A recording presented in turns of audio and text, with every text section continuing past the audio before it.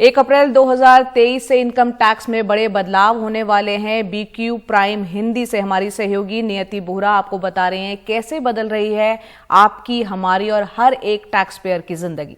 1 अप्रैल यानी अप्रैल फूल्स डे नहीं, एक नए फाइनेंशियल ईयर की शुरुआत। और इनकम टैक्स पेयर्स के लिए इस बार ये शुरुआत हो रही है कई बड़े बदलावों के साथ।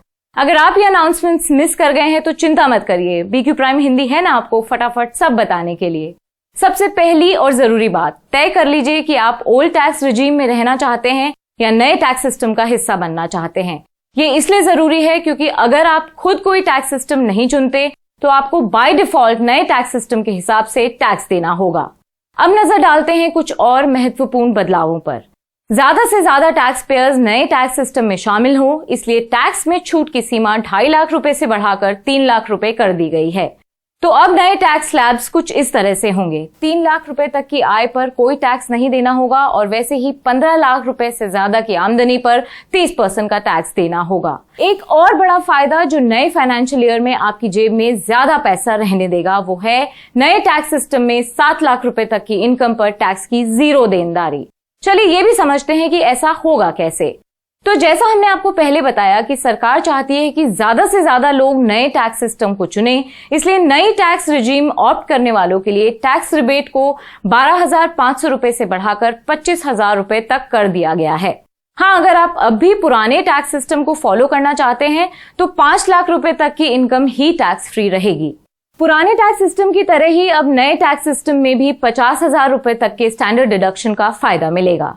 ये तो रही टैक्स रिजीम और टैक्स देनदारी की बड़ी तस्वीर। अब बढ़ते हैं कुछ और इम्पोर्टेंट बदलावों की तरफ। अगर आपकी सालाना कमाई 5 करोड़ रुपए से ज्यादा है तो आपको अब सरचार्ज रेट 25% ही देना होगा।